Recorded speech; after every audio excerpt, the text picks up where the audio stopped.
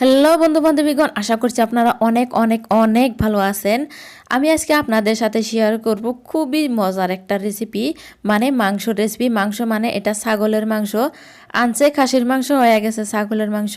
তো এটাকে আমি পেঁপে দিয়ে রান্না করবো। তো ভিডিওটা না কাটা সম্পূর্ণই দেখবেন। এই জায়গায় আমি 1 কেজি ছাগলের মাংস ধুইয়া পরিষ্কার করে নিয়েছি। মাংসটা এখন মাহায়া নেব, তার জন্য দিয়ে দিলাম 1 চামচ কাঁচা জিরা, মানে গোটা জিরা। আর এখন দিয়ে দিলাম হলুদের গুঁড়া।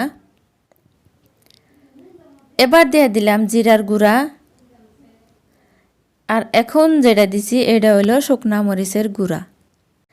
আমরা জাল ডাল বেশি খাই, তার জন্য বেশি বেশি করে দিতেছি। আর এখন দিয়ে দিলাম প্রয়োজন মতো নুন।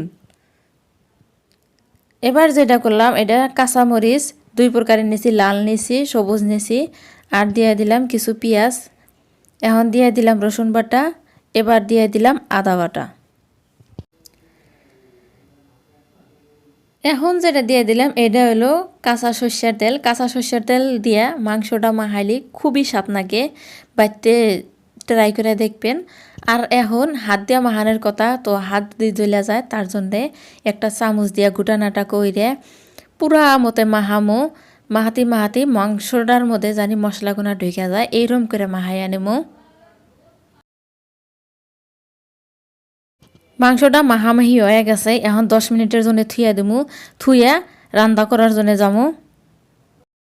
এখন যেটা করবো, এটা কারাইতে সর্ষের তেল দিছি, আরও তেল দিছি, তেলটা হেনে অল্প করে দিছি। আর দিয়ে দিলাম কিছু মেথির গুটি। মেথির গুটিটা অল্প করে দিবেন, কিন্তু মাংস দিলে খুবই স্বাদ লাগে, আমার কাছে স্বাদ লাগে।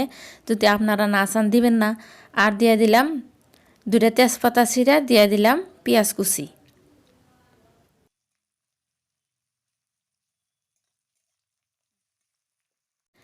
পেঁয়াজ গোনা ভাজা হয়ে গেছে, এখন দিয়ে দিলাম এর মধ্যে কিছু হলুদের গুঁড়া।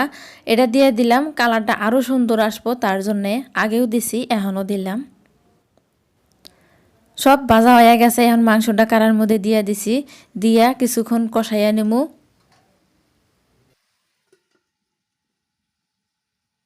অল্প টাইম নাড়াচাড়া করার পরে এই যে ডাকনি দিয়ে ডাইয়া দিছিলাম, এখন আবার ডাকনিটা তুইলা দেখতেছি অল্প পানি হয়েছে, আবার নাইড়া সেটা দিমু। অনেকক্ষণ সময় এভাবে কষাইয়া নেবেন, খাতে খুবই স্বাদ লাগবো।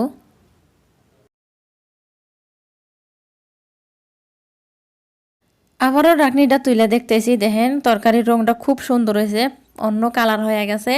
এখন দিয়ে দিলাম আগে থেকে কাইটা ধুইয়া পরিষ্কার করে রাখছিলাম পেঁপে, এটি দিয়ে দিলাম। এখন পেঁপে দিয়ে আবার কষাইয়া নিমু। তো বন্ধু বান্ধবীগণ, আজকের রেসিপির জন্যে একটা সুন্দর হাতের আঙ্গুল দিয়ে সাবস্ক্রাইব করে দেন, একটা লাইক করে দেন। এখন দিয়ে দিলাম কিছু গরম মশলা, দিয়ে আবারও কিছুক্ষণ কষাইয়া নিমু। ঢাকনিটা তুলে দেখি, দেখেন কষানো হয়ে গেছে। মাংসর তরকারি যত কষান যায় ততই স্বাদ লাগে। তো আমি মেল্লাক্ষণ কষাইয়া নিলাম, কষানো হয়ে গেছে। এখন দিয়ে দিমু এর মধ্যে প্রয়োজন মতো পানি। এবার করে ছাগলের মাংস খাইয়া দেখবেন, গন্ধ কব না। কেউ কেউ ছাগলের মাংস গন্ধর জন্য খাইবার চায় না, তো এবার করে বাড়িতে রান্ধা দেখেন, গন্ধ কব না। অনেকক্ষণ পরে ঢাকনাটা তুলে দেখতেছি তরকারিটা হয়ে গেছে। এখন এটাকে নামায় নেমু। তো বন্ধু বান্ধবীগণ, আমার রেসিপি কীভাবে হয়েছে কমেন্ট করে অবশ্যই জানায়েন, লাইক শেয়ার করে দিয়েন। আপনারা ভালো থাকেন, আরও আসমু এরকম ইউনিক রেসিপি নিয়ে। ততক্ষণ সুস্থ থাকেন, ভালো থাকেন।